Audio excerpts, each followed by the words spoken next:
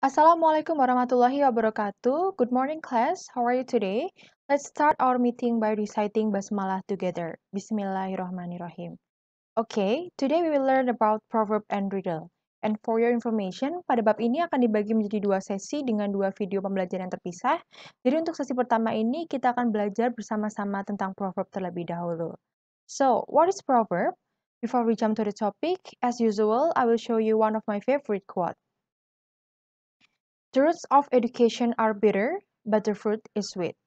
Akar pendidikan itu akan terasa pahit, namun buahnya akan terasa manis. For me, the quote has a deep meaning. Sejatinya proses dari pendidikan itu pasti rasanya pahit, melelahkan, bahkan terkadang memaksa kita untuk bereksplorasi dan keluar dari zona nyaman. Banyak rintangan di dalamnya yang membuat kita cepat menyerah dan enggan mencoba hal-hal baru.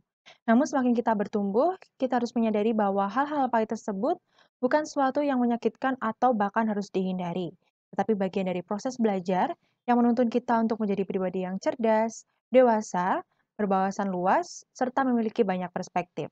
Sehingga buah yang kita petik adalah buah yang manis, buah dari kesabaran kita selama menjalani seluruh rangkaian proses belajar tersebut.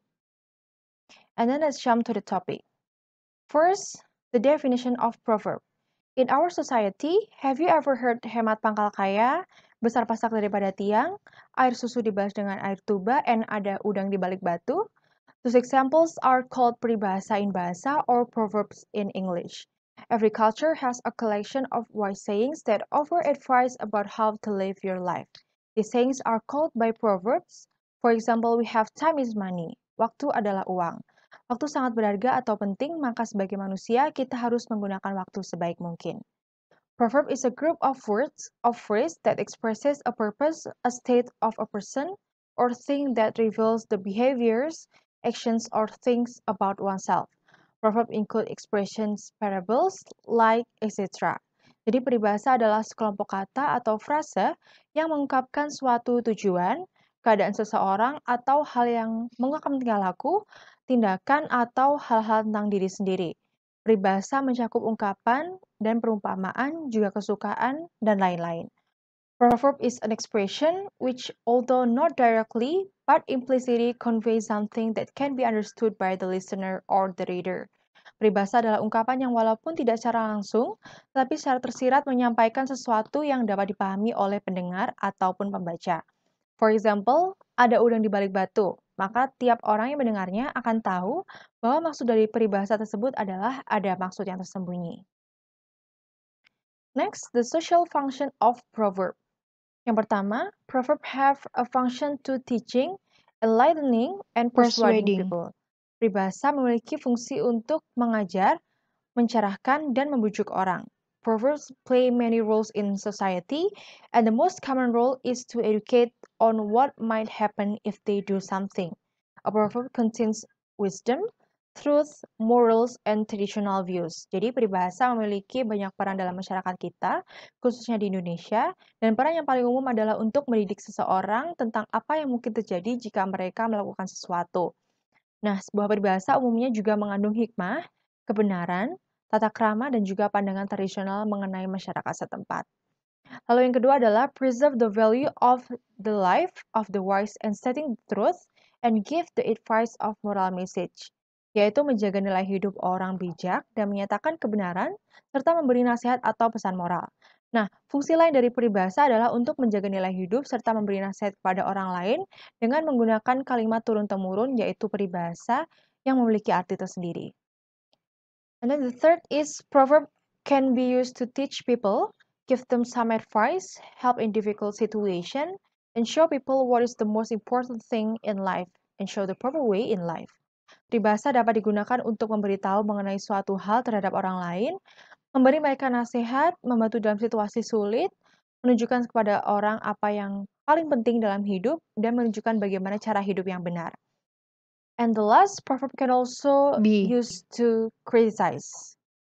Peribahasa dapat digunakan untuk mengkritik seseorang, dan dengan menggunakan peribahasa saat memberi kritikan terhadap seseorang, diharapkan maksud yang ingin disampaikan dapat diterima dengan mudah. Lalu, the generic structure of proverb. Nah, supaya lebih mudah untuk memahami generic structure pada proverb, kita akan flashback sebentar mengenai kalimat imperatif atau kalimat perintah. Nah, imperative sentences can be in positive or negative form and can refer to present or future time.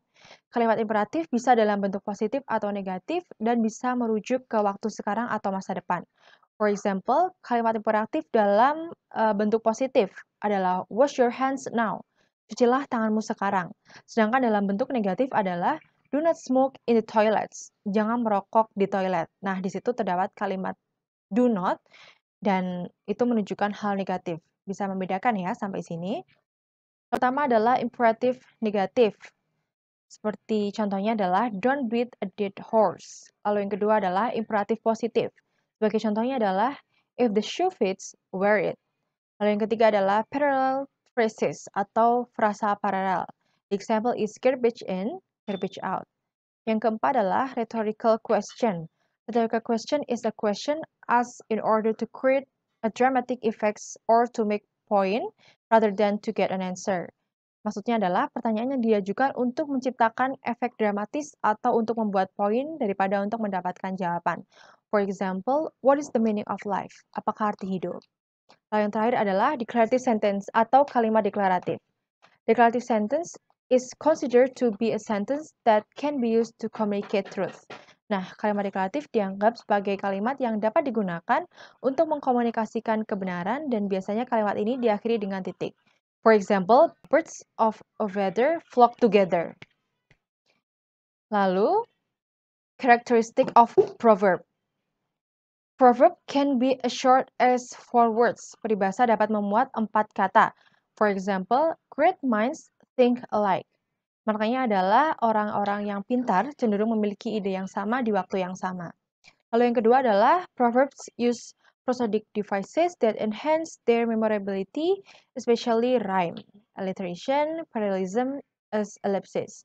Peribahasa menggunakan perangkat prosodi yang mudah diingat, terutama rima, aliterasi, parallelism sebagai elipsis. Contohnya adalah no pain, no gain, tidak ada pengorbanan, tidak ada hasil. Maknanya adalah untuk mencapai sesuatu kita harus berjuang keras. Lalu yang ketiga adalah proheretical devices, metaphor, hyperbole, paradox, and personification verbs often use simple.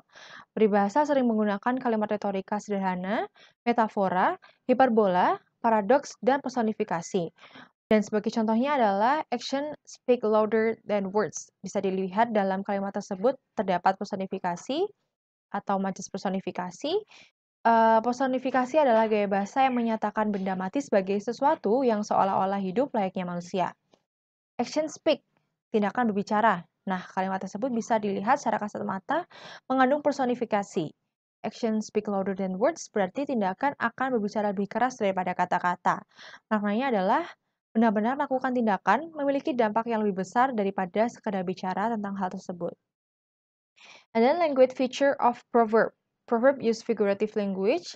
Peribahasa menggunakan bahasa kiasan. Contohnya adalah action speak louder than words, yang berarti tindakan berbicara lebih keras daripada kata-kata. And the pen is mightier than the sword, yang berarti pena lebih tajam dari pedang.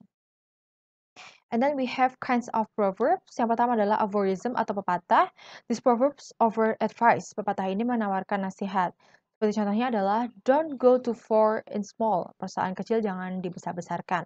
Lalu yang kedua adalah parable atau perumpamaan. That has a moral lesson and has parable. Memiliki pelajaran moral dan memiliki perumpamaan. Sebagai contohnya adalah to carry coals to Newcastle. Bagi membuang garam ke lautan. Lalu terdapat slogan atau pemio. This proverb gives spirit or motivation. Pepatah ini memberi semangat atau motivasi. Seperti contohnya adalah early bird gets worm. Tuhan akan memberikan rezeki kepada makhluknya yang lebih dahulu terbangun. Lalu yang terakhir adalah idiom. It is a phrase that has group of words with a different meaning from the meaning of all the individual words. Frasa memiliki sekelompok kata dengan arti yang berbeda dan arti semua kata individu. Seperti contohnya adalah you can arrange your bedroom at will. Kamu bisa melakukan sesuatu sesuka hati. Lalu ini adalah some example of proverbs. Yang pertama adalah when the going gets tough, the tough get going. Strong people don't give up when they come across challenges. Orang yang kuat tidak menyerah saat mereka menghadapi tantangan. Lalu yang kedua adalah fortune favors the bold. People who bravely go after what they want are more successful than people who try to live safely. Orang yang dengan berani mengejar apa yang mereka inginkan lebih sukses daripada orang yang mencoba hidup aman. Lalu yang ketiga adalah practice makes perfect. The more you do something, the better you will become at it. Semakin banyak kamu melakukan sesuatu atau berlatih, maka semakin baik Anda melakukannya. Lalu yang keempat adalah a picture is worth a thousand words. Picture convey emotion and message better than written or spoken explanation. Gambar menyampaikan emosi dan pesan lebih baik daripada penjelasan tertulis atau lisan. Nah, sesi pertama penyampaian materi proverb telah berakhir. Selanjutnya kita akan menuju ke sesi kedua yaitu materi riddle. I think we can stop so far. Thank you for your nice attention. Let's close our meeting by reciting hamdalah together. Alhamdulillahirabbil alamin. I'll see you on the next meeting. Wassalamualaikum warahmatullahi wabarakatuh.